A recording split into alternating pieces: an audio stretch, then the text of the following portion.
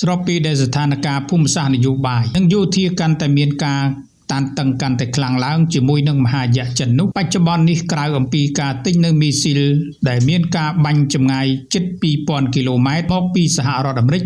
ជប៉ុនកំពុងតែធ្វើការអភិវឌ្ឍនៅមីស៊ីលបាញ់ចម្ងាយឆ្ងាយផលិតនៅក្នុងស្រុកដោយមានសមត្ថភាពវាយប្រហារទៅលើគោលដៅនៅក្នុងចម្ងាយប្រមាណជាង 3000 គីឡូម៉ែត្រនោះផងដែរហើយនៅក្នុងការបាញ់ចម្ងាយឆ្ងាយនេះ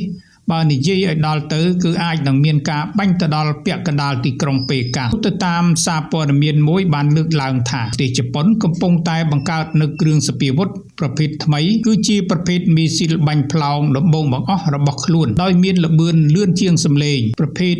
HGVP មីស៊ីលប្រភេទនេះមានច្រើនស៊េរីដូចជាមីស៊ីលប្លុកមួយត្រូវបានគេរំពឹងថាអាចនឹងមានការវាយប្រហារទៅលើគោលដៅនៅក្នុងចម្ងាយ500គីឡូម៉ែត្រខណៈដែលប្លុក2អាចនឹងមានការវាយប្រហារនៅក្នុងចម្ងាយ3000គីឡូម៉ែត្របើយោងទៅតាមផែនការនេះជប៉ុននឹងបំពាក់នៅមីស៊ីលប្រភេទនេះដល់កងទ័ពរបស់ខ្លួនប្រហែលត្រឹមនៅក្នុងឆ្នាំ2030ជប៉ុនបានរចនានៅមីស៊ីលដែលមានល្បឿនលឿនជាងសំឡេង HVGP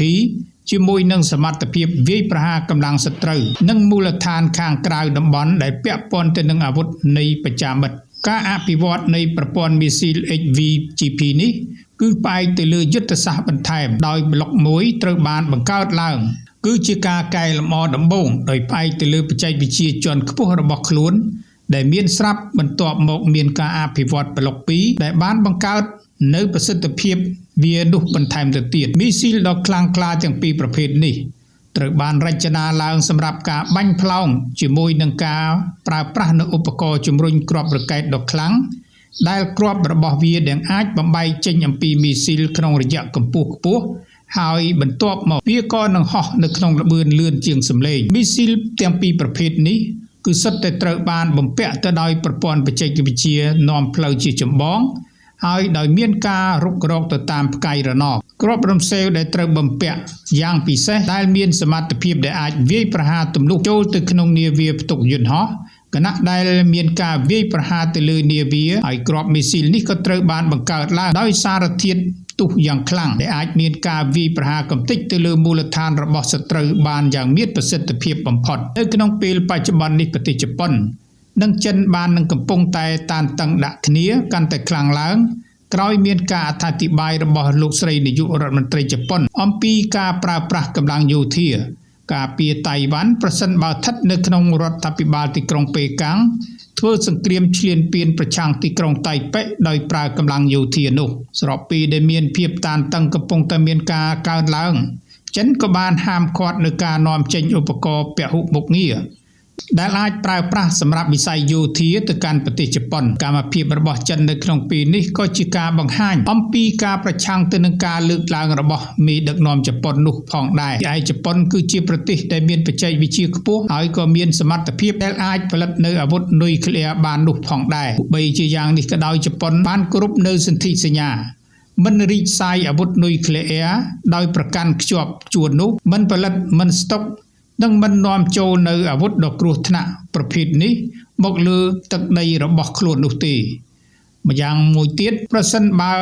លែងគោរពនៅច្បាប់នេះជប៉ុននឹងប្រើប្រាស់ពេលវេលាត្រឹមតែចន្លោះពី6ខែទៅ12ខែតែប៉ុណ្ណោះគឺជប៉ុននឹងអាចមានគ្រាប់នុយក្លេអ៊ែររាប់ពាន់គ្រាប់ព្រោះជប៉ុននឹងមានអ្វីៗគ្រប់បែបយ៉ាងអស់ទៅហើយដូចជាភ្លុយតូនីយ៉ូមនិងអ៊ុយរ៉ានីយ៉ូមក៏កំពុងតែស្ថិតនៅក្នុងឃ្លាំងស្តុករបស់ជប៉ុននៅឡើយនោះនៅក្នុងន័យនេះយើងអាចនិយាយបានយ៉ាងងាយស្ដាប់ថារឿងបង្គំនឹងមានគ្រប់គ្រាន់អស់ហើយគ្រាន់តែមិនទាន់មានការដំឡើងវាតែប៉ុណ្ណោះក្រៅអំពីការទិញគ្រឿងសព្វាវុធទំនើបដ៏ច្រើនមានតម្លៃរាប់សិបពាន់លានដុល្លារពីសហរដ្ឋអាមេរិកនោះទីជប៉ុនក៏បានសហការគ្នាជាមួយនឹងចក្រភពអង់គ្លេស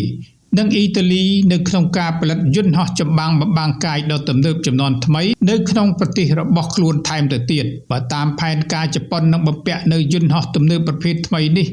ដល់ទៅកងទ័ពរបស់ខ្លួនប្រហែលនៅក្នុងឆ្នាំ2035បើតាមអ្នកវិភាគមួយចំនួនបានលើកឡើងថាប្រសិនបើប្រទេសមហាអំណាចសេដ្ឋកិច្ចជិតខាងគ្នានៅតំបន់អាស៊ីទាំងពីរនេះមានការវាយប្រហារគ្នាទៅវិញទៅមកនោះវានឹងអូសទាញសហរដ្ឋអាមេរិកតៃវ៉ាន់ហ្វីលីពីន និងសម្ព័ន្ធមិត្តផ្សេងៗទៀតឲ្យមានការហក់ចូលចំនួននេះនឹងនាំឲ្យមានគ្រោះមហន្តរាយយ៉ាងខ្លាំងទៅដល់សេដ្ឋកិច្ចរបស់ពិភពលោកបើជប៉ុននិងសម្ព័ន្ធមិត្តអាចនឹងឈ្នះសង្គ្រាមនេះក៏ពិតមែនតែភាគីចំនួននឹងរងគ្រោះយ៉ាងខ្លាំងដូចគ្នា